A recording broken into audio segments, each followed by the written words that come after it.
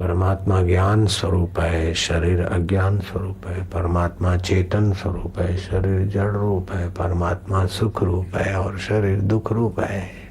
सुबह से रात तक खिलाओ पिलाओ निलाओ घुमाओ फिराओ फिर भी देखो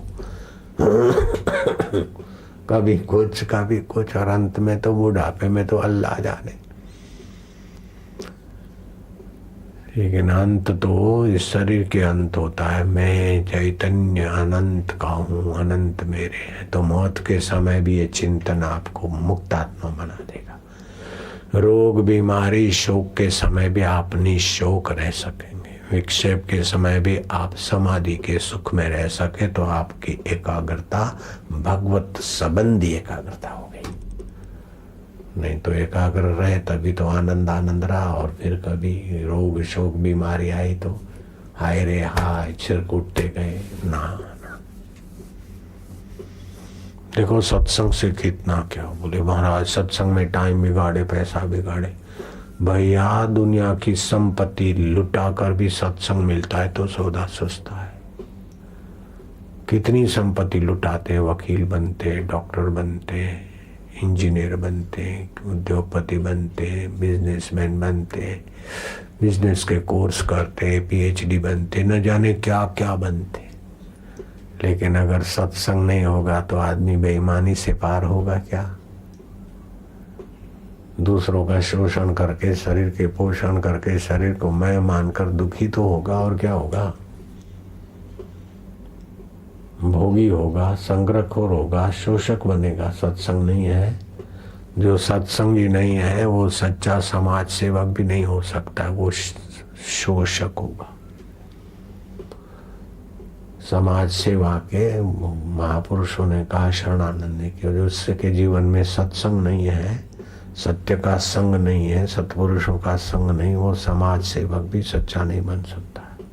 समाज सेवक के बहाने में समाज को फुसलाने वाला, पटाने वाला समाज शोषक बन सकता है। सच्चा समाज सेवक तो सत्संग के बिना हो ही नहीं सकता। कुसंग से कोई समाज सेवक हो सकता है क्या? कुवासना से कोई समाज सेवक हो सकता है क्या? अब कुसंग है, कुवासना है तो उसके कर्म भले चाहे लेबल अच्छा हो, लेकिन अंदर से तो मौका मिलेगा तो कुछ भी हो जाएगा।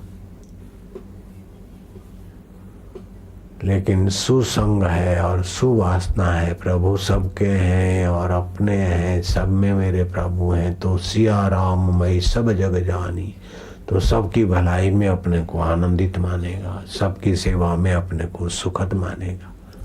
तो सच्ची सेवा तो सतपुरुष और सतपुरुष के संग में आए, फिर चाहे राजनेता हो चाहे और हो, लेकिन ईमानदारी से भगवान प्राप्ति का उद्देश्य हो, वे ही सच्ची सेवा कर पाते हैं। बाकी सेवा के नाम पर चलता रहता है।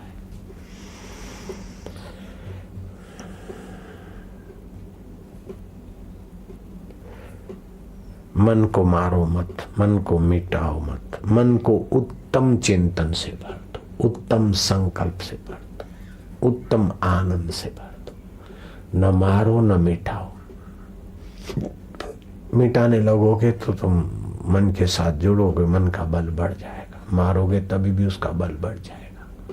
लेकिन भगवत ज्ञान, भगवत ध्यान, शुभ संकल्प भर दो तो अपने आप मिटेगा मरेगा। ये युक्ति के बिना मुक्ति नहीं होती। इसीलिए तुलसीदास जी महाराज ने कहा, तन सुकाए पिंजर कियो, धरे रैन दिन ध्यान, तुलसी मिटे न वासना बिना विचारे ज्ञान। राजा दिलीप रघुकुल शिरोमणि राम राज्य में भगवान वशिष्ठ जी राम जी को सत्संग सुना रहे कि ना राम, इस वासना ने जीव को कितना भटकाया, इस वासना को ही त्यागो। भोग वासना, देह वासना, वासना मात्र जीव को तुच्छ बना देती है। निर्वासनिक तो जीव ब्रह्म है।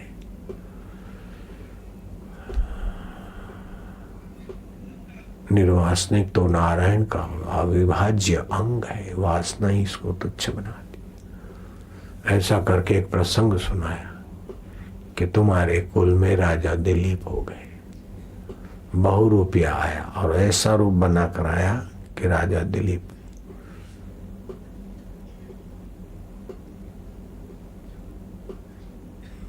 उसको महात्मा मानकर प्रणाम करने लगे और वो खड़खड़ाहट हंसा।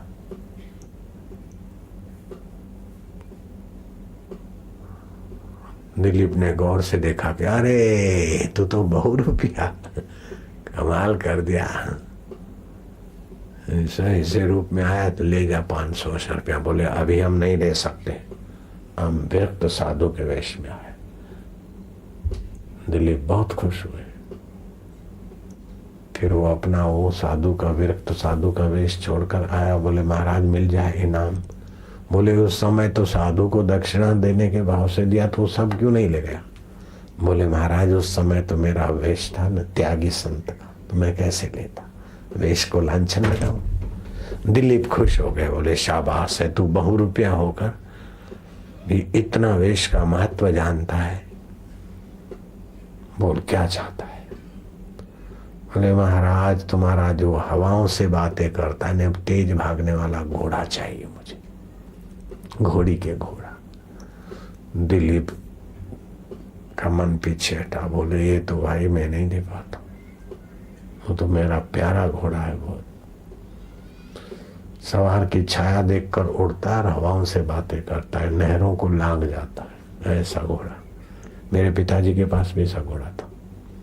कई डकैत उस घोड़े को छीनने के लिए, घोड़ी को छीनने के लिए मेरे पिताजी का पीछा किया डाकुओं की घोड़ियों ने, लेकिन हमारे पिताजी हमारी एड़ी और नहर कूद के बच के आ गए। डकैतों के हाथ में नहीं आया हमारे पिताजी। वो घोड़ी छीनने के लिए हमारे पिताजी के पीछे पड़े थे जंगल में। मैंने ये बात सुनी। तो महाराज क्या बताए आपको, बात विषयांतर हो गया थोड़ा। पिताजी बीच में घुस गए। देखो ये मन की माया है।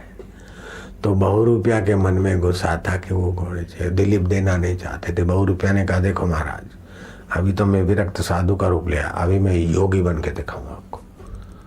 आपके सामने ही खड्डा खोदो और बक्सा मंगाओ, मैं उसमें ध्यान समाधि करूं, और 6 महीने के बाद आप मेरे को जगाओ और मैं जिंदा मिलूं तो फिर तो घोड़ी दोगे ना। तो ऐसी उसकी एकाग्रता, प्राणायाम करके जीवा तालू में चढ़ा के एकाग्र होने की, वो तो ऐसा व्यवस्था हो गई। 6 महीने हो गए। मंत्री ने कहा उसको 6 महीने हो गए। दिलीप ने कहा वो तो युक्ति से फिर जिंदा रहेगा, इसीलिए तो घोड़ा लेगा ना। अब घोड़ा मुझे देना नहीं, और मरा हुआ होगा तो फिर से गाड़ना पड़ेगा, छोड़ो उसको। तो जब देखा राजा का विचार नहीं, तो मंत्री दोबारा काय को पूछे, काय को डांट सही। ये तो मंत्री लोग तो होते हैं राजा को खुश रखने के लिए। राम जी समय बीतता गया, वर्ष बीते, घोड़ी तो मरी, घोड़ी की बच्चियों की बच्चियां भी मर गई, लेकिन वो वासना लेकर अभी भी वहां पड़ा है। तुम्हारे दिलीप राजा भी चले गए और राजा भी चले गए। राम अपने उस स्थान पे चलते और वहां खोद काम किया और वो बक्सा निकाला और खुलवाया। तो जीभ ऊपर लटकी थी, प्राण यहाँ सहस्त्रसार में टिके। वशिष्ठ जी ने कुछ रख के गद्दी बद्दी जैसा कुछ टप्पियां मारी और जीभ निकाली बाहर, जो तालू में लगी थी। तो बोलता है लाओ घोड़ी। कितनी एकाग्रता। तो एकाग्रता तो है, लेकिन एकाग्रता के पेट में भगवान नहीं भरा, वासना भरी है। तो हजारों वर्ष की समाधि के बाद भी बेचारी घोड़ी, अब घोड़ी की तो बुनियाद ही पूरी हो गई। इसलिए एकाग्रता के अपनी दुनिया में एकाग्रता बड़ी महत्वपूर्ण है, बहुत ऊंची है। पढ़ाई में भी एकाग्रता चाहिए, कवित्व में भी चाहिए, व्यवहार में भी एकाग्र व्यक्ति का प्रभाव पड़ता है, परमार्थ में भी एकाग्रता। लेकिन वो एकाग्रता परमार्थिक स्वर्गीय भोग भोगा के तुमको गिरा न दे, इसलिए हम तुम्हारे अंदर ऐसे संस्कार भरते हैं कि एकाग्रता में आप भगवान के रूप का, भगवान के स्वरूप का, भगवान के आनंद का भगवान के ज्ञान का, भगवान की निश्चिंतता के संस्कार सहित वाली एकाग्रता, तो आपका आध्यात्मिक सामर्थ्य बढ़ेगा। और फिर निर्भीक होगे तो सामर्थ्य का सदुपयोग होगा, और भगवान से आत्मीयता होगी तो हृदय में, जीवन में रस आएगा। रस के बिना आप रह नहीं सकते, आंतरिक सुख के बिना। तो सामर्थ्य, निर्भीकता और रसमय जीवन, ये सभी की मांग है। कोई दीनहीन, असमर्थ, लाचार रहूं ऐसा नहीं सोचता है, और कोई रूखा रूखा रहूं, दुखी दुखी रहूं ऐसा भी नहीं सोचता है। तो ये अब जीवन की मांग है, चाहे किसी जाति का हो, चाहे किसी गुरु को मानता हो, हमारा उससे कोई इनकार नहीं है, लेकिन ये आप सभी की मांग है। जिस गुरु को मानते हो मानो, जिस धर्म को, मजहब को, भगवान को, अल्लाह को, गॉड को, जिसको भी मानते हो, लेकिन ये आपकी गहराई की मांग है। ये मांग का उपाय यही है कि आप निश्चिंत जीवन जीने का रास्ता ले लो, निर्भीक जीवन जीने का रास्ता ले लो, रसमय जीवन जीने का रास्ता ले लो। नहीं तो कितना भी कुछ मिल जाए आपको, धर्मोपदेशक बन गए, जिसने परमात्मा सुख नहीं पाया, निश्चिंतता नहीं पाई नारायण में, और वो गुरु बन गया, उपदेशक बन गया, सुधारक बन गया, तो वो अपना आपके साथ ठगाई करता है बेचारा। हाँ, मेरे को तो आज सुरेश ने बहुत ऊंची बात बताई, किसी शास्त्र की बताई। बोले किसी को कोई लुटेरा लूट ले, किसी को कोई गुंडे सब कुछ लूट के कहीं का ना रखे, फिर भी इतना घाटा नहीं, और लुटेरे लूट फाड़ करके इस रास्ते में उसका कपड़े भी छीन ले, यहाँ तक कि अंत में उसको मार भी डाले, फिर भी उस व्यक्ति का इतना घाटा नहीं होता। एक ही जन्म तो वो मरा, फिर दूसरा जन्म पाएगा। लेकिन जिसकी अज्ञानी लोग, ईश्वर में प्रीति नहीं, ईश्वर को पाया नहीं, और चेले बना लेते, यहाँ अपने डिसाइपल बना देते हैं, तो उनकी श्रद्धा लूट लेते हैं। जो भगवत प्राप्ति की योग्यता है, भगवत प्राप्ति की ललक है, वो उनकी लूट लेते हैं और अपने मत में, पंथ में, मजहब में केंद्रित कर देते। तो ऐसे लोगों से बेचारे भक्तों को बहुत हानि होती है। लुटेरे इतनी हानि नहीं पहुंचाते जितना ईश्वर की प्राप्ति बिना के लोग गुरु बनकर अथवा उपदेशक बनकर अथवा बड़े पुजारी बनकर या कुछ बनकर या फादर बनकर या सुधारक बनकर आपको अपने में केंद्रित करते, कुंठित करते हैं। वो आपका तो महाराज धन जागीर ले ले, फिर भी उतना नुकसान नहीं होता जितना ईश्वर की प्यास आपकी एक कोने में बांध देते। बस ये करो। तो मेरे को भी ऐसे बहुत मिले थे, लेकिन कोई भगवान की कृपा रही कि हम उनके चक्कर में नहीं आए। आप हमारे मजहब में आ जाओ, आप हमारे मत में आ जाओ, हमारे इसमें आ जाओ, भगवान की प्राप्ति होगी। तो मैं सोचता कि इनका मजहब, इनका मत, पंथ इतने 100-200 साल पहले था, नहीं था, 250 साल पहले, आज से 30 साल पहले की बात। तो क्या इसके पहले भगवान नहीं थे क्या? फिर कोई मत, कोई पंथ, वो बोले हमारे में आ जाओ, तो ये मत जो बांट दे, मती को अपने घेरे में डाल दे, वो मत पंथ है। मत पंथ कुछ हद तक ठीक है, लेकिन उन्हीं के दायरे में तो फिर आप सत्य उपासना में रुक जाओगे। सभी मत पंथों को धन्यवाद, थोड़ा बहुत जो लाभ लिया, हम भी ले लिए लाभ, लेकिन अंदर की प्यास ने फिर कहीं किसी कुंडाले में रहने नहीं दिया। ऐसे ऐसे जोगियों से, ऐसे ऐसे लोगों से मिले कि बाप तुमको ये मठ दे देंगे, तुमको ये कर देंगे। वहाँ हमारा भी व्यक्तित्व था प्रभु। हम बोलते अच्छा महाराज, अब सुनते। फिर मैं उनको बोलता जरा आता हूँ। अब अभी तक नहीं गया मैं वहाँ से, जान छुड़ा के। ऐसा भी करना पड़ा।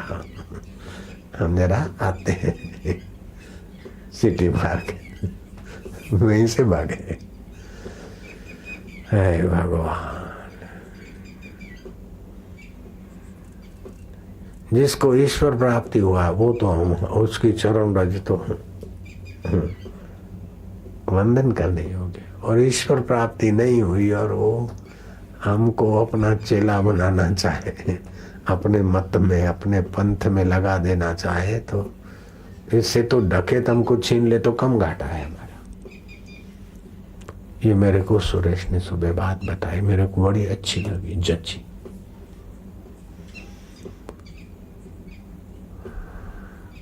दूसरी बात भी बताई, एक पागल खाना था, पागल खाने में एक पागल कोई गया नेता वेता मिलने, बोले हमारे, बोले क्या हाल चाल है, बोले ठीक है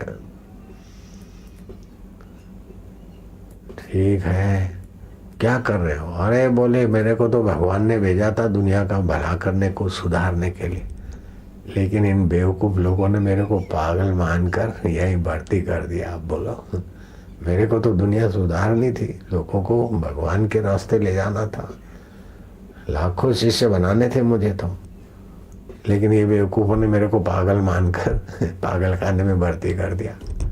वो पागल बोल रहा है तो ऊपर गैलरी में दूसरा पागल खड़ा खड़ा बोलता है, ए साहब ये झूठ बोलता है बेवकूफ है, ये झूठ बोलता है, भगवान ने इसको भेजा है वो और लोगों का उद्धार करने के लिए, बिल्कुल झूठ बोलता है, सफेद झूठ है साले। मैं भगवान हूं और मैंने इसको कभी भेजा नहीं, मैं खुद कह रहा हूं। अब मेरे सामने सफेद झूठ बोलता है तो आपके सामने बोला तो क्या बड़ी बात है? अरे बोले कब मैंने तेरे को भेजा साले? सृष्टि तो मैंने बनाई, मैं ईश्वर हूं, और मैंने कभी तेरे को नहीं कहा कि जाके चेले बनाओ। मेरे सामने में दूसरे को उल्लू बनाता है। अब पागलों की दुनिया सुनकर आपको हंसी आती, लेकिन इसमें भी ऐसे नहीं है क्या? कबीर जी ने ऐसे पागलों को चिमकी दी है, बंधे को बंधा मिले, छूटे कौन उपाय, सेवा कर निर्बंध की जो पल में दे छुड़ाए, शरीर का अध्यास छुड़ा दे, वृत्तियों के साथ तादात्म्य छुड़ा दे, सुख के साथ एकाकारता, दुख के साथ एकाकारता की बेवकूफी छुड़ा दे, और ईश्वर के साथ एकाग्रता का अमृत पिला दे उपदेश मात्र से। ऐसे कोई महापुरुष को खोज यार। मेरे गुरुजी भी बोला करते थे, बड़ा विनोद में बोलते थे, उनका किसी के प्रति वैर भाव नहीं रहता था। जब भगवान का किसी के प्रति वैर नहीं, तो भगवत प्राप्त महापुरुष का भी किसी से वैर नहीं, भगवान के 5 भूतों का भी किसी से वैर नहीं।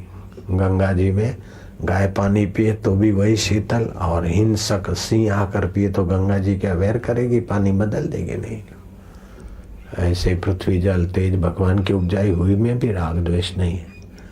तो भगवान को पाए हुए महापुरुष के चित्त में राग द्वेष नहीं होता। लेकिन समाज को सावधान करने के लिए मेरे गुरुजी भी बड़ी चुटकी लेके बोलते थे, बोले गोपो विझी टोपो, गोपा पहन के टोपा, विशेष बन के गोपा पहन के टोपा, खिसक के बैठा गद्दी पर, मैं भी गुरु, मैं भी गुरु, कन्या मन्या कुर्र, तुम मेरे चेले में तेरा गुर्र, दक्षिणा दर, तू चाहे तर चाहे मर।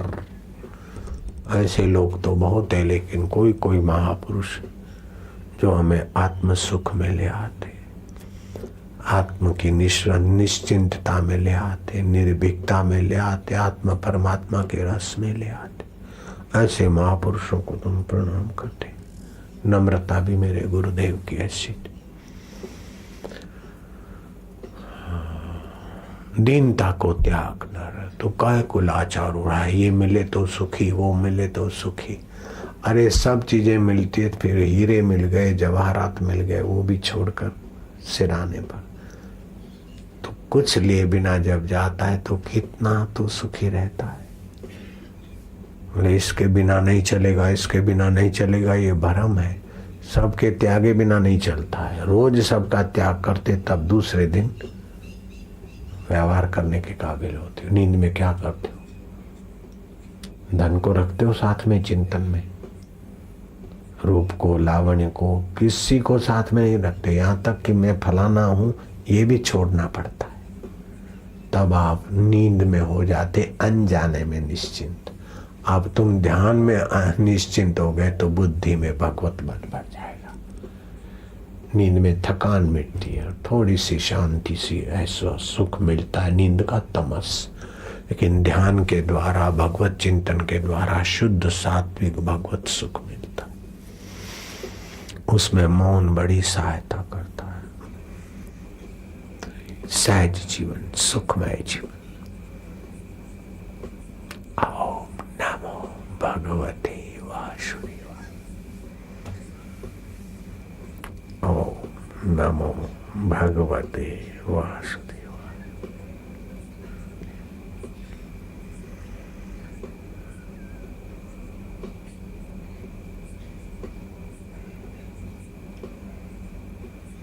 कभी अपने अंतरात्मा से वार्तालाप करो,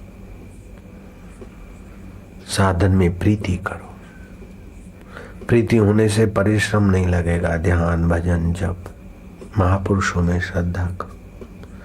भगवान है और सभी के अपने हैं, अंतर्यामी हैं और मेरे तो खास करुणा वरुणालय। विश्वास, इससे भगवत प्राप्ति में तेज चाल आ जाएगी। प्रेम, विश्वास, थकान रहिता, अपनापन, विश्रांति, आलस्य नहीं, संकल्प विकल्प न हो, शांत आनंद स्वरूप। फिर संकल्प विकल्प होगा, पुरानी आदत है।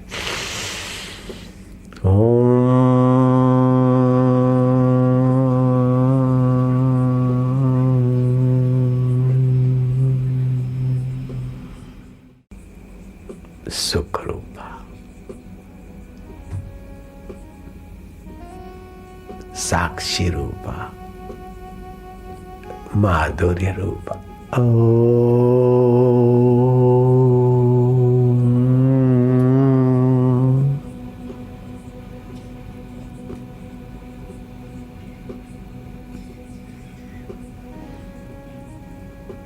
सतरूपा, सुख दुख विक्षेप असत आते जाते, लेकिन सत स्वरूप, चेतन स्वरूप तू नित्य रहता। मेरे आत्मा होकर तू मेरा आत्मीयता आ गई। इतना सरल उपाय महाराज, उपनिषदों में, शास्त्रों में, महापुरुषों के वचनों में इतना लाभ होता है कि मन माना हम खपे जा रहे हैं। वकील बनकर, डॉक्टर बनकर, इंजीनियर बनकर, उद्योगपति बनकर बेचारे सुख के लिए खपे जा रहे हैं और सुख टिकता नहीं। और यहाँ परमात्मा का सुख मिटता नहीं। ऐसे सुख में आप पहुंच सकते हैं। नारायण हरि, नारायण हरि। ये शाम त्वंत गतम पापम। श्री कृष्ण कहते जिसके पापों का अंत हो गया। जनानाम पुण्य कर्मणाम, जिसके पुण्य कर्म जोर मार रहे, ते द्वंद्व मोह विनिर्मुक्ता भजन्ते माम दृढ़व्रता। दृढ़ता से मुझ परमेश्वर को भजते। किम लक्षणम भजनम, बोले रसनम लक्षणम भजनम। भगवत रस आने लगे तो समझो भजन हुआ। फिर माला करते करते, ध्यान करते करते, जप करते करते, शास्त्र पढ़ते पढ़ते जब रस आ जाए तो वहीं रुको। 1 आध 2 मिनट उसी रस में डूब जाओ। जप करते करते जब जप करने का मन, जब उंगली रुक जाए और मन शांत हो जाए, ऐसा नहीं कि हम निश्चिंत हो गए। नहीं बेटा, निश्चिंत नहीं हो गए, नींद में आ गए, आलस्य में आ गए। ये निश्चिंतता नहीं, अभान नहीं होना चाहिए। भान रहेगा, आनंद रहेगा। निश्चिंतता में सभानता रहेगी। निद्रा में, तंद्रा में, रसास्वाद में, मनोराज में सभानता नहीं रहती। मनोराज में खोए रहते, फिर थोड़े सभान होते हैं निद्रा तंद्रा में। इसमें सभानता बनी रहेगी। जगमग जगमग जगमग हो। जगमग कोई बिजली की नाई नहीं होता, बस वो तो अपने आप साधन करते एहसास होता है कि सभानता बनी रहती।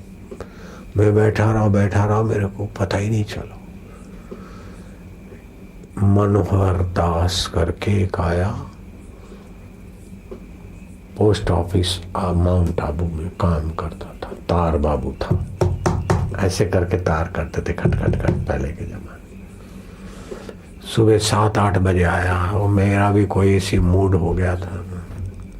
मैंने कैसे आए? बोले दर्शन कर। मैं कहा तो बैठ जाओ ध्यान में। अब वो अंडे खाता था, आमलेट तो पीता था कि नहीं। आ गई मौज में, क्या बैठ जाओ। और सचमुच में वो बैठ गया। तो मेरे को लगा कि तो इसका तो अच्छा ध्यान लग गया है। तो हमारे मन में खुशी हुई, अच्छा ध्यान। वो समय एकदम किसी से मिलते नहीं थे ना, गुफा में हम रहते थे। और कभी कोई मिल गया तो फिर चलो भाई इसको भी जरा मजा में। मैं आपको सच बताता हूँ, बैठा रहा सुबह 7-8 बजे का प्रभात को हम घूमने जाते, उस बहाने दर्शन कर। 10 बज गए, 11 बज गए, मेरे को है इसको तो नौकरी जाना है, अभी नहीं उठता है, चलो देखे कितनी देर बैठता है। वो शाम के 5:30 बज गए, 5:30 के 6 के 5 के आसपास का समय तो हो ही गया था। पक्की घड़ी नहीं देखी थी, लेकिन सूर्य ढल रहा था, मतलब थोड़ी सी हल्की सी धूप थी। 5, 5:30, 6 कैसे बजे होंगे। फिर मेरे को जगाना पड़ा। तो उसने घड़ी देखी, शाम के 6। बोली क्या हो गया मेरे को? मैं कह क्या हो गया तुम्हें? तो एक बार मन को जरा अंतरात्मा का चस्का सुख लग जाता। और ऐसा नहीं कि वो सो गया हो, ढल गया हो, यूं ही बैठा रहा।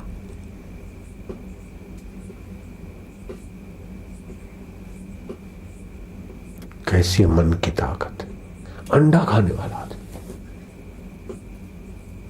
पक्की बात है, मेरे को पक्का पता है। वो तार बाबू था, मनोहर दास उसका नाम था, और अंडा आमलेट खाता, ये उसके समाचार थे।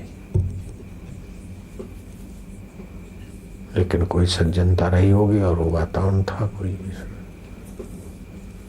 तुम भी देखो, 1-2 घंटा बीत गया तो कैसे बैठे हो? इतनी भीड़ में 2 घंटे 3 घंटे कोई आदमी जाए नहीं, और अभी ध्यान भी नहीं कर रहे। तो मन को स्वाद आ रहा है तो समय का पता नहीं चलता।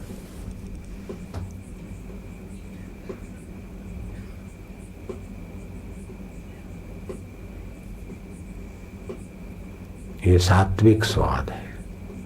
समाज में भी स्वाद आता है। पति पत्नी शादी करके आते तो उनकी भी गुप्तगो में, काम लीलाओं में समय की मर्यादा नहीं रहती होगी, लेकिन वो पतन का रास्ता है और ये उत्थान का रास्ता है। वहाँ शक्ति का ह्रास होता है, सत्व का ह्रास होता है, बल बुद्धि तेज तंदुरुस्ती का ह्रास होता है, और यहाँ विकास होता है। नारायण हरि नारायण हरि।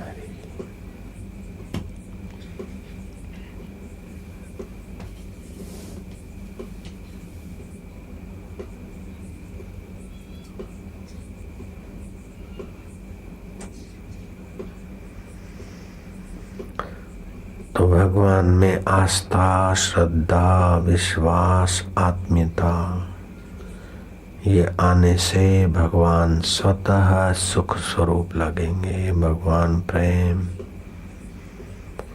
प्रकट करने में आसानी हो जाएगी। भगवत भाव से, भगवत सेवा से। कभी कभी भगवान के लिए रुदन गदगद कंठ हो गए प्रार्थना की, कभी एकांत में बैठे रहे, पुकारते पुकारते चुपचाप गोपियों जैसा आवाहन करें। शबरी की नाई प्रतीक्षा भी करेंगे कि भगवान आज नहीं तो कल, अभी नहीं तो फिर कभी, तुम तो मिलोगे मिलोगे मिलोगे। ऐसे वार्तालाप करें, पूजा प्रार्थना करें, इससे भगवत प्रेम बढ़ेगा। और भगवत प्रेम बढ़ा तो मन भगवान में लगेगा तो निश्चिंतता आएगी।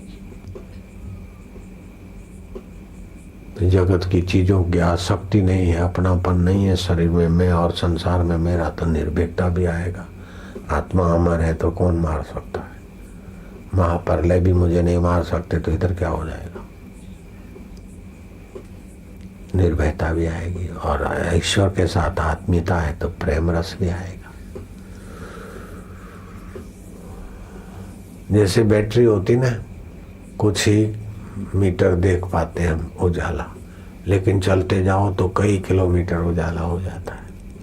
ऐसे ही थोड़ा से प्रकाश में आप चलना शुरू करो, प्रकाश होता ही जाएगा, रास्ता तय होता जाएगा।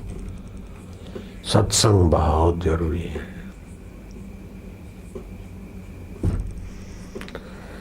नारायण नारायण नारायण नारायण नारायण। निश्चिंत होने में सभी भगवान को, सब कुछ भगवान को सौंप दो। तुम्हें हो माता च पिता, तुम्हें ऐसा कर, सभी के प्रति भगवत भाव रखो, ये निश्चिंतता में मदद करेगा। और ज्यादा भोग सामग्री की चिंता या संग्रह ना करो, ये निश्चिंत होने में मदद करेगा। जितना हो जाए फालतू वासनाओं चाहों को मिटाते जाओ और भगवत चाह भर दो। प्रियतम अपने में है और अपने है। किसी को बुरा ना मानो, किसी का बुरा ना सोचो, किसी का बुरा ना चाहो, किसी का बुरा ना करो, तो हृदय की मलिनता मिटने लगेगी। और स्वच्छ हृदय तो निश्चिंत होने में सहायक है। नारायण नारायण नारायण नारायण। ऐसे ऐसे लोग आते हैं कि देख के आश्चर्य होता है। 5-6 दिन पहले एक आदमी आया जो सूरत में, उसने तो खूब विरोध करवाया, अखबारों में छपवाया, समाज का लीडर था। और मेरे को बोले, फिर दूसरे ने बताया कि अब तो इसको बड़ा ही कुदरती कोप हो रहा है। एक बेटा जेल में, दूसरा जेल में जाने वाला है। और वो गृह मंत्रालय का सचिव रह चुका था, सूरत का था, अभी गांधीनगर में रहता है। देखो तो बेचारे की हालत ऐसी। हमारे विरुद्ध उसने बहुत षड्यंत्र किए। हमने कहा कोई बात नहीं, गुजर जाएगा, भगवान अपने को मजबूत बनाते। लेकिन उसकी तो खबर ले और आदमियों को भड़काया। तो वो आदमी जन्माष्टमी के सत्संग कार्यक्रम में सूरत में बारिश रिमझिम होती थी, तो चाय किलारी वाले ने मेरे फोटो का कैलेंडर लगा रखा था, वो कैलेंडर उतार के पैरों में फेंक दिया और मेरे फोटो के ऊपर नाचने लग गए। बोले तुम्हारा बापू क्या है, काय को उधर जाते हो, क्या कर लेगा। वो 2 आदमी फिर बेचारों को पैरालाइज हो गया रात को, और सुबह होते होते दोनों मर गए। भगवान साक्षी है, ये वहाँ के लोग सब जानते। अब मैंने कुछ नहीं करा, लेकिन कैसा है, हम उसमें निश्चिंत होते हैं तो वो हमारा चित्र का अनादर करने वालों को भी खबर दिला दिया। और उनका कोई षड्यंत्र था, बड़ा कुछ हमला बोलने का, धावा बोलने का, वो सब डर के मारे भाग गए। सत्संग में विक्षेप करने का था, सब ठीक हो गया। आप ईमानदारी से ईश्वर में लग जाओ, बाकी का तो कुछ भी आने वाली है मुसीबत, हवा हो जाती। एक बार बुद्ध भगवान बैठे थे अपने निश्चिंत आत्म शांति, भिक्षुक आगे पीछे बैठे थे। बात करते करते ध्यान मग्न हो गएंगे, जो भी हुआ होगा। बिल्कुल पक्की बात बता रहा हूं, ये प्रमाणभूत बात है। पहाड़ से कोई चट्टान लुढ़की और धड़ धड़ तो आस पास के भिक्षुक तो भाग गए। और चट्टान जिसी से टकराती, उस चट्टान की भी हालत बुरी होती, लेकिन वो सीधी चट्टान बुद्ध पर आ रही ऐसा लगा। सब चिंतित हो के बनते को, लेकिन बुद्ध निश्चिंत थे। तो वो चट्टान किसी दूसरी चट्टान से टकराए और 2 टुकड़े हुए, और बुद्ध के एक दाएं निकल गई, दूसरी बाएं निकल गई, और बुद्ध ज्यों के त्यों निश्चिंत समाधि में बैठे। फिर भी इस चट्टान के टकराव से एक छोटा सा कंकड़ी बुद्ध के पैर के अंगूठे को लगे, जरा सी। बुद्ध ध्यान से उठे, भिक्षुकों को कहा कि मेरे सम्यक ध्यान में यह कमी होगी, इसलिए तिनका लगा, नहीं तो हम सम्यक निश्चिंत ध्यान नारायण में होते। नारायण शब्द मैंने मिलाया, सम्यक ध्यान की कमी के कारण ये तिनका लगा, नहीं तो आप सम्यक ध्यान में हो तो प्रकृति के प्रकोप भी चले जाते।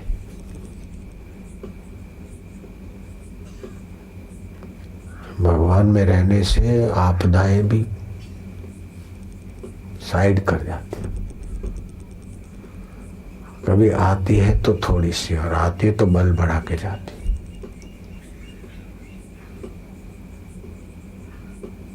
लेकिन आपदाएं ना आए, आपदाएं बल बढ़ाए, इसलिए भगवान का भजन करते तो ये छोटा फायदा होगा। लेकिन भगवान ही भजन के योग्य है, और भगवान के भजन के बिना कभी कोई पूर्ण सुखी नहीं हो सकता है। भगवान सुख स्वरूप है, ज्ञान स्वरूप है, आनंद स्वरूप है। भगवान का भजन करने में कितना भी दुख मिले तो वो भी तितिक्षा और तपस्या है। बस चाहे तू कुछ भी दे दे, तू भेजता है दुख तो ठीक है, प्रसाद है महाराज। ऐसे करते करते तो आपके लिए दुखद प्रारब्ध भी दुख नहीं देगा, दुखद घटनाएं भी अंतःकरण को दुख नहीं देगी। नारायण नारायण नारायण नारायण। बेटा मर गया, दुखद घटना है, और गौरांग का कीर्तन चल रहा है, और वो ब्राह्मण कहता है पत्नी को कि तू जाने में जाने, अभी सत्संग चल रहा, कीर्तन चल रहा। सत्संग कीर्तन पूरा हुआ, गौरांग ने पूछा कि तुम्हारा बेटा कहाँ है? बोले मेरा बेटा नहीं था, जिसका था वो ले गए। कौन ले गए? बोले उसको कुछ पेट में दर्द हुआ और चल बसा है, अपना कीर्तन चल रहा था, अब उसकी अंत्येष्टि करें। बोलो दुखद घटना है और दुख नहीं हुआ है।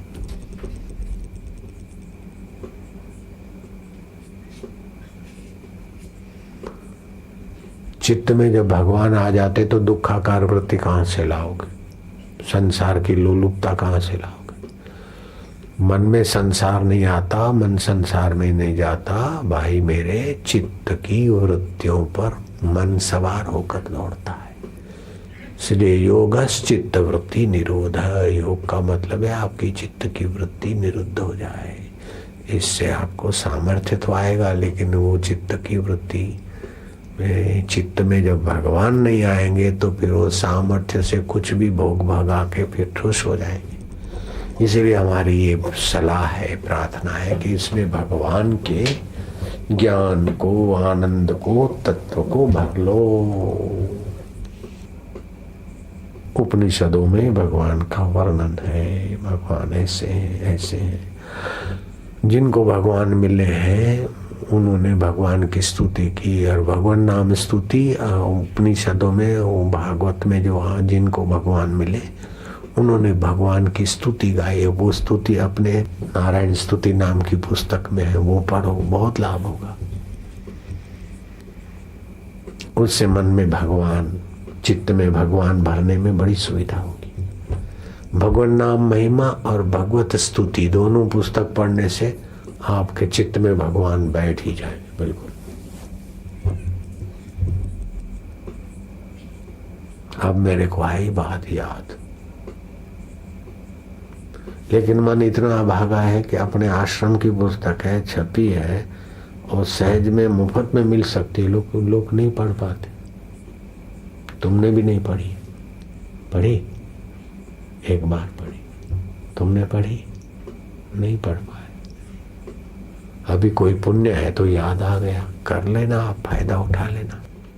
सच्ची बात है कि मैं भी नहीं पढ़ पाया। मेरे को लगता है कि पढ़ के क्या भगवान, हमारा तो एकदम हाईवे बन गया है। इसलिए फिर दिल ने तस्वीरें हैं यार, जबकि गर्दन झुका ली और मुलाकात कर ली। वो थे न मुझसे दूर न मैं उनसे दूर था, आता न था नजर तो नजर का कसूर था।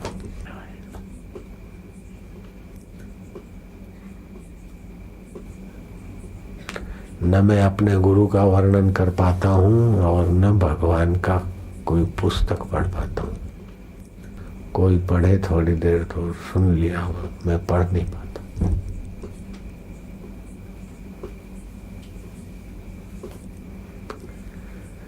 नारायण नारायण नारायण नारायण नारायण नारायण।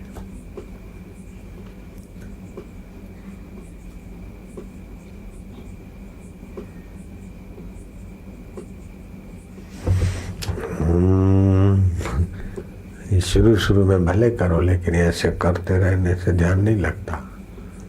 ध्यान का कर्ता जब शांत हो जाता है तब ध्यान लगता है।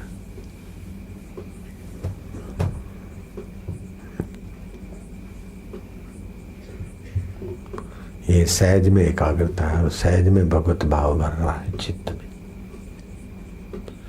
ये सत्संग से उत्तम एकाग्रता होती है, उत्तम ढंग से भगवत भाव चित्त में आता है। अकेले में तपस्या करना अच्छा है, करनी चाहिए, लेकिन ऐसा आत्मज्ञान का सत्संग तो उससे भी कई गुना आगे ले जाता। अकेले में तो जो आपकी धारणा है वो ही दृढ़ होगी, चित्त में तो नया रस, नया ज्ञान और वास्तविकता प्रकट हो।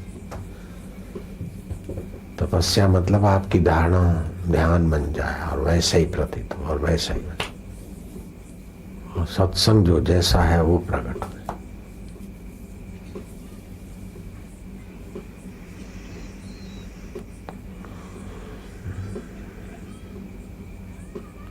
और सच्ची पूछो तो भगवत ध्यान तभी लगता है जब भगवान का अनुग्रह होता है। और भगवान का अनुग्रह तो मेरी मति के अनुसार जब हम भगवान को सचमुच में चाहते हैं तब भगवान विशेष अनुग्रह करते। और ये पंच विषयों के देवताओं को बोलते भाई अब इसको छोड़ो। जैसे सेठ को पता चल जाए कि ये मजदूर मेरे को खूब चाहता है तो फिर मैनेजमेंट को बोल देगा कि इसको छोड़ दो, इसके ऊपर तुम्हारा प्रभाव नहीं है, जो ये मेरा आदमी है। ऐसे ये पांच विषय विकारों को बल देने वाली इंद्रियों के देवताओं को भगवान कहते कि अब छोड़ दो, ये मेरे तरफ आना चाहता है। तो फिर आपको भोगने की, सूंघने की, मिलने की वासना शांत हो गई तो समझो भगवान ने पकड़ लिया हाथ, चल भैया मेरे साथ। देखिए सुनिए गुनिए मन माही, मोह मूल परमारथ नाही। देखना, सूंघना, भोगना जो भी है वो सब मोह है, माया है, स्वप्न है। जैसे स्वप्न में देखने, सूंघने, खाने को, पीने को मिलता है, आँख खुली तो कुछ नहीं, ऐसे ही यहाँ भी आँख बंद हुई तो कुछ नहीं। सारी जिंदगी का क्या निचोड़, समय बर्बाद हुआ और क्या हुआ। फिर उसमें खा लिया बस, लेकिन वो खाने की स्वाद लेने की वासना मिट गई। ऐसे ही रूप देखने की वासना, काम वासना।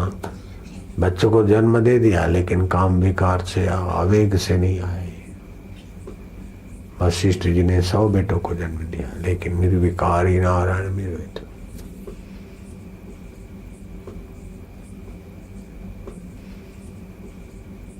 अभी तो काम के वेग में बेटों को तो जन्म देना नहीं है, ऐसे ही अपनी शक्ति का आरास। एक संत बोलते थे, राम सुखदास जी बोले, वो किसान कैसा हो जो खेड़े और बीजारोपण न करे। ऐसे ही लोग संसार व्यवहार करे और गर्भाधान नहीं करते। संतान प्राप्ति के लिए, गर्भाधान के लिए संसार व्यवहार होता है। भूमि खेड़े और बीजारोपण नहीं करे तो मूर्ख हुआ किसान। ऐसे संभोग करे और संतान नहीं चाहिए तो तुम मूर्खता में शक्ति का ह्रास ही तो कर रहे। हाँ?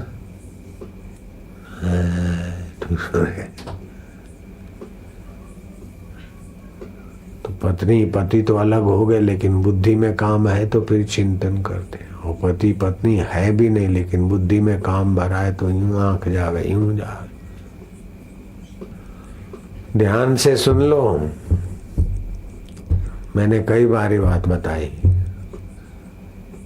नाम कल्पना कर देता हूं। राजा अजीत सिंह की, युवराज अजीत सिंह था कि कोई था, मैं नाम याद नहीं इसलिए मैं कल्पना करके नाम रखता हूं। लेकिन ये घटना सुनी हुई मैंने। उसकी शादी हो गई और पहली बार कुछ ही दिनों में ससुराल जा रहा था, तो पूरी ट्रेन बुक करा ली, अंग्रेजी शासन।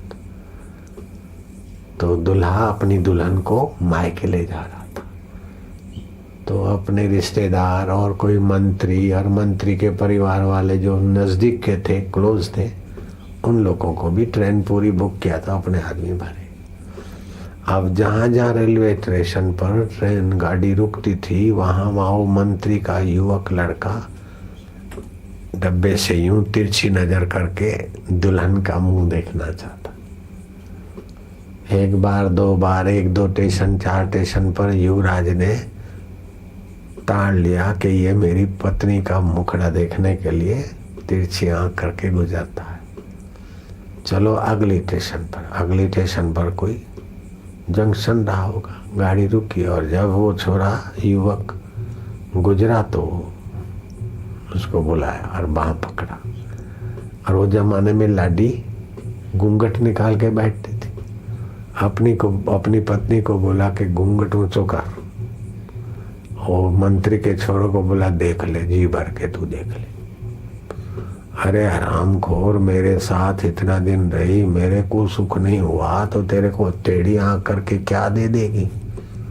इसका नाक ऊंचा करके देख, लींट बरोड़ी है, और ये दांत जो दिखते हैं उसमें तो थूक और मरे हुए बैक्टीरिया की बदबू है, और ये जो इसके गाल फाल दिख रहे हैं, इसके अंदर तो क्या मवाद भरा है, और सीधी हड्डियां हैं, 2 उबी हड्डियां हैं, मांसरा लोचा लागेड़ा है भाया, नसों से बांधेड़ा है, तो बंदा तारी दया है कि वो कवर दी दौड़े चमड़ा रो, चमड़ो उतारे ने परो जो की करे की भरियोड़ो है, तो एड़ी आंखों कर दावे लाडी तो देखा, घूंघट ऊंचो कर देख ले, पेट भर के देख ले। अब तो महाराज उसका तो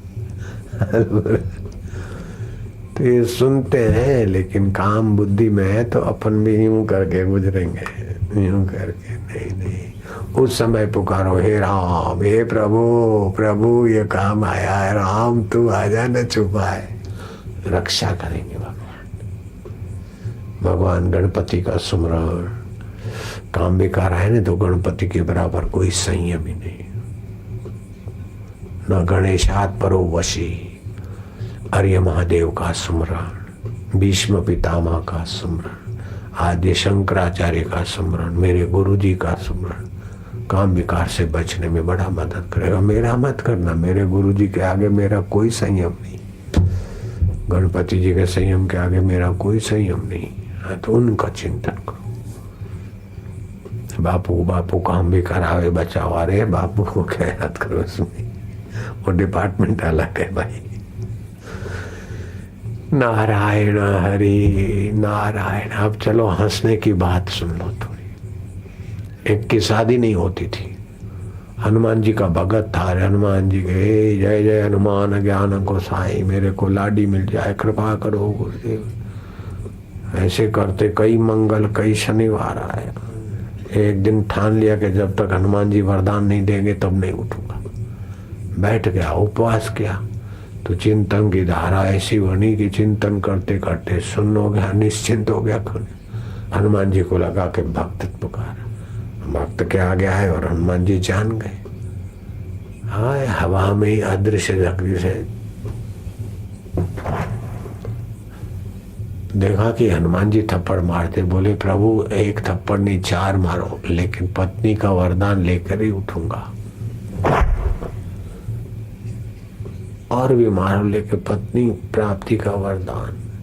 हनुमान जी ने देखा ये तो बड़ा चंड है। हनुमान जी प्रकट हो गए, बोले बेवकूफ, बाल ब्रह्मचारी लंगोटी वाले से पत्नी प्राप्ति का आशीर्वाद मिल सकता है?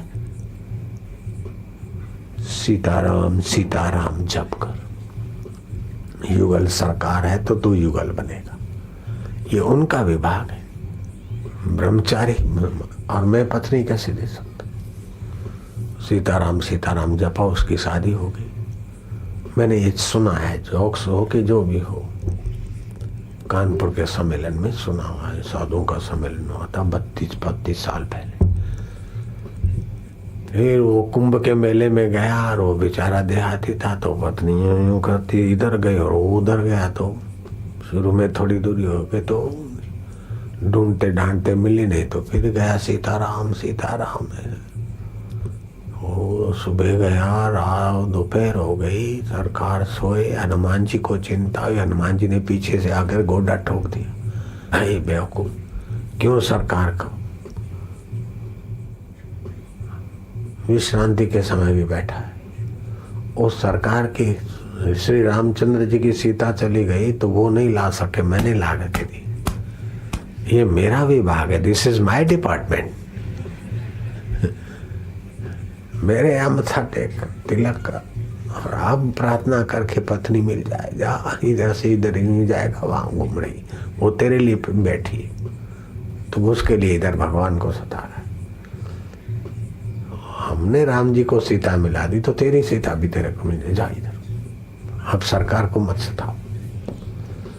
तो ये संसारी चीजें, अलग अलग चीजें, अलग अलग उपलब्धि के लिए अलग अलग मंत्र हैं, अलग अलग उनका देवता है, अलग अलग उनका विभाग है। और स्वार्थ पूर्ण करते हो तो कहीं गड़बड़ होती तो प्रत्यवाय लगता है, दोष लगता है। लेकिन भगवान का भजन आप करो तो उसमें कहीं गलती हो तो भी भगवान समझते हैं कि अपने लिए कर रहा है। घर में नौकर है और चाय की तपेली गिर गई तो अरे मूर्ख है, अंधा है, इतना नुकसान किया। आप आराम कर रहे और मित्र आया और चाय बनाया, उसके हाथ से तपेली गिर गई, अरे आपको लग गया तो नहीं? आप ये नहीं बोलेंगे चाय डुल गई तो अंधा है, ये लगा तो नहीं, क्योंकि मित्र के भाव में स्नेह है, सेवा है। ऐसे आप भगवान के लिए स्नेह और सेवा करते हैं तो भगवान आपका ख्याल रखते हैं। बोलो कितनी मौज हो गई।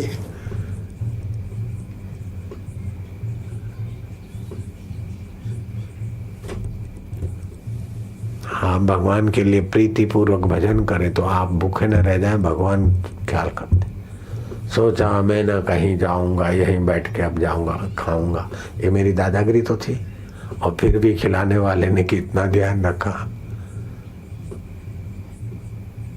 ऐसी ऐसी जगहों में जाए कि लोग क्या क्या समझ के आ जाए मारने को, और फिर वही लोग सेवा करने को लग जाए, अपन कुछ न बोले, तो कैसा भगवान प्रेरक है।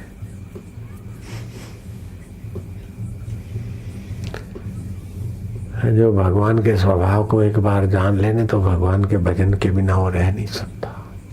उमा राम स्वभाव यही जाना, तजी भजन, भजन छोड़कर और कोई और उपाय नहीं करेगा। भगवान का इतना दयालु प्रेमी सुखमय स्वभाव जानकर फिर भगवान की भक्ति सत्संग के बिना, हम भगवत प्रीति के बिना रह नहीं सकते। चाहे कितना भी वाहवाही सुविधा सब मिल जाए, लेकिन सब फीके, छोड़ो, एकांत में जाने दो। लोग बेचारे क्या क्या करने को तैयार है, बापू जी के लिए ये कर दे, वो कर दे, ये कर दे, वो कर दे। नहीं बाबा, अब हमको हमारे यार में रहने दो। एक से एक सुविधा करने को तैयार है। जो हम अपने मन में चाहें वो हमारे साधक भक्त एक सुख सुविधाएं करने को हाजिर होते हैं। लेकिन हमको इन चीज़ों की जरूरत नहीं। हमारा तो ये तकिया भी कंतान का है तो अच्छा लगता है, इन्होंने फैशन करके कंतान पर भरत कर दिया, नहीं तो मुझे इनसे क्या लेना था। मुझे तो अपने आप में तृप्ति है।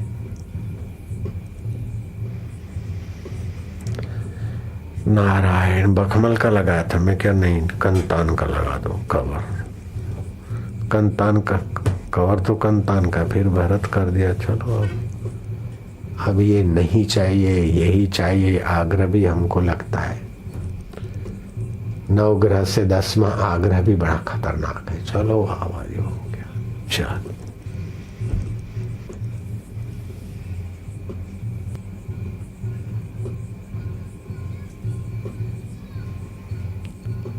ओम ओम ओम। अच्छा तुम जरा पढ़ लो वशिष्ठ भगवान क्या कहते।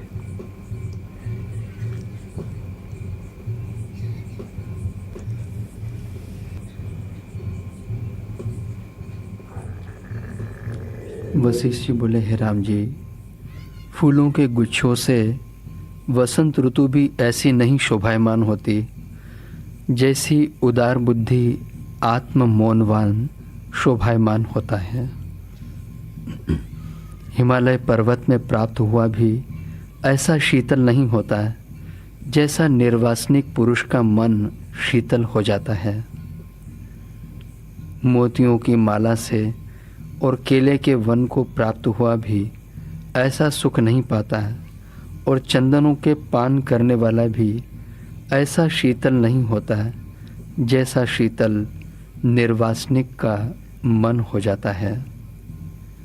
और चंद्रमा के स्पर्श से भी ऐसा शीतल नहीं होता है जैसा निर्वासनिक पुरुष शीतल होता है। बस जगत से सुख लेने की वासना मिटते ही चित्त शीतल हो जाता है भगवान की शांति, भगवान के सुख में निश्चिंत शीतल। सोने की खाट, रेशम की नवार हो, फूलों की शया हो, चांदनी रात हो, अप्सरा आकर कंठ लगे, फिर भी इतना सुख नहीं मिलता जो निर्वासनिक के चित्त में शुद्ध सुख होता। उसमें तो विकार और थकान, इसमें तो निर्विकार और नारायण। हाँ जी, हे राम जी, ऐसा भगवान ब्रह्मा इस सुख में, जहां हम तुमको ले जाते वो ब्रह्मा जी उस सुख में, विष्णु जी उस सुख में, शिव जी उस सुख में समाहित रहते। हम आपको वहां ले जाना चाहते। जो ब्रह्मा विष्णु महेश जिसमें मग्न रहते हैं, हम आपको वहां ले जाना चाहते। सूंघ के मजा नहीं, देख के मजा नहीं, पकड़ के मजा नहीं, छोड़ के मजा नहीं, अपने आप। फिर वो सुख ध्यान के समय, ज्ञान के समय तो रहे, व्यवहार में भी बना रहे, चमचम चमकता। यही परम उपलब्धि है, यही पराकाष्ठा है। रिद्धि सिद्धि भी कुछ नहीं। हनुमान के पास अष्ट सिद्धि नवनिधि थी, छोटे हो जाते थे, उड़ जाते थे, बड़े हो जाते, राम लखन को कंधों पे बैठा कर उड़ान भरते, ये सारी योग्यता थी। लेकिन ये सुख आत्मज्ञान का पाने के लिए हनुमान जी ने राम जी की सेवा, बिन शर्ती शरणागति की और उपदेश मिला तत्व ज्ञान का, तब पूर्णता हुई।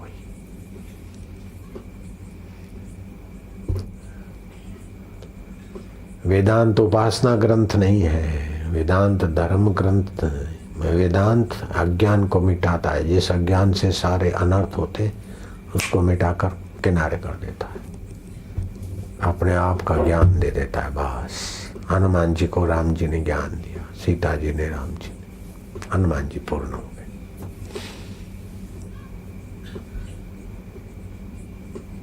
प्रचेताओं को विष्णु भगवान के दर्शन हुए, शिव जी ने के विष्णु के मंत्र देने से शिव जी के दर्शन हुए, और शिव जी के मंत्र देने से भगवान आदि नारायण के दर्शन हुए। पहले किसी संत के दर्शन से शिव जी के दर्शन हुए, और शिव जी ने फिर नारायण स्तवन दिया था, नारायण के दर्शन हुए। नारायण ने कहा वरदान मांगो, बोले अपनी मन की चाही करने से तो चाह ही बढ़ती है, हमारा जिसमें मंगल हो आप वही दीजिए। तो भगवान ने कहा अच्छा जाओ, तुमको देवर्षि नारद मिलेंगे। देवर्षि नारद मिले और तत्व ज्ञान का उपदेश दिया, तब सनकादि ऋषियों को पूर्णता का सुख मिला। भगवान ब्रह्म शिव जी मिल जाए, विष्णु मिल जाए, फिर भी तत्व ज्ञानी गुरु का उपदेश की, ये ऐसी ऊंची स्थिति।